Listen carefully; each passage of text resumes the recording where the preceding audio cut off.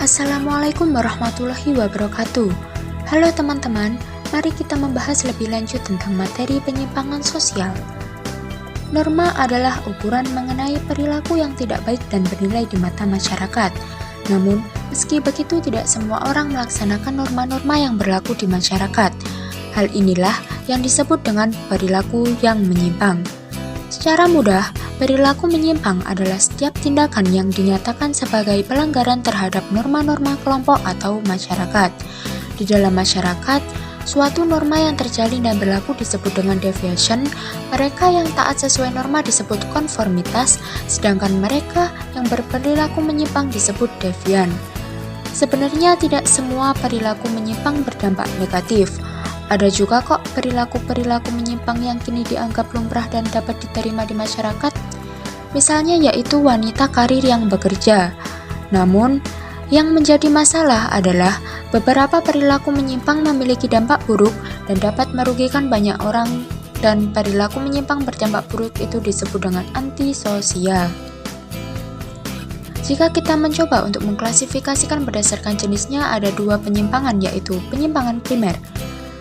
Penyimpangan primer adalah penyimpangan yang dilakukan seseorang hanya bersifat temporer dan tidak berulang-ulang dan biasanya masih dapat diterima oleh masyarakat. Misalnya yaitu ada salah satu siswa yang terlambat, pengemudi yang melanggar lalu lintas, dan orang yang terlambat membayar pajak. Yang kedua adalah penyimpangan sekunder. Penyimpangan sekunder adalah penyimpangan yang nyata dan seringkali terjadi, sehingga berakibat cukup parah serta mengganggu orang lain atau masyarakat. Contoh dari penyimpangan sekunder ada mabuk-mabukan, balap liar, mencuri, dan masih banyak lainnya. Penyebab terjadinya perilaku menyimpang ada dua, yaitu faktor yang pertama yaitu subjektif dan yang kedua objektif. Faktor subjektif adalah faktor yang berasal dari seseorang itu sendiri atau sifat pembawaan yang dibawa sejak lahir. Sedangkan faktor objektif adalah faktor yang berasal dari luar lingkungan, yaitu misalnya keadaan rumah tangga seperti hubungan antara orang tua dan anak yang tidak serasi atau harmonis. Bentuk-bentuk perilaku menyimpang. Bentuk-bentuk perilaku menyimpang dapat dibedakan menjadi dua, yaitu berdasarkan sifat dan pelakunya. Bentuk perilaku menyimpang selanjutnya berdasarkan sifatnya ada dua, yaitu positif dan negatif. Perilaku menyimpang yang bersifat positif adalah penyimpangan yang mempunyai dampak positif terhadap sistem sosial karena mengandung unsur-unsur inovatif, kreatif, serta memperkaya wawasan seseorang atau seorang diri.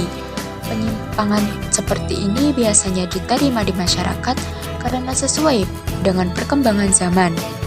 Misalnya adalah emansipasi wanita dalam kehidupan masyarakat yang memunculkan wanita-wanita karir atau wanita pekerja.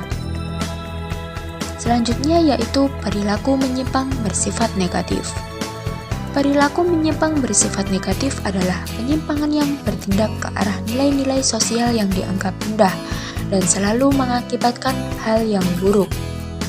Nah, untuk perilaku menyimpang yang negatif ini didasarkan pada kaidah sosial yang dilanggar. Untuk pelanggaran terhadap kaidah susila dan adat istiadat pada umumnya dinilai lebih berat daripada pelanggaran terhadap tata cara atau sopan santun. Sopan santun terhadap orang yang lebih dewasa. Untuk perilaku menyimpang berdasarkan pelaku ada dua, individual dan kolektif. Perilaku menyimpang individual adalah tindakan yang dilakukan oleh seseorang yang menyimpang dari norma-norma suatu kebudayaan yang telah mapan, yaitu misalnya ada seseorang yang bertindak sendiri melaksanakan suatu kejahatan, seperti digambar melakukan penodongan senjata kepada korban atau orang lain. Dan selanjutnya yaitu perilaku menyimpang kolektif.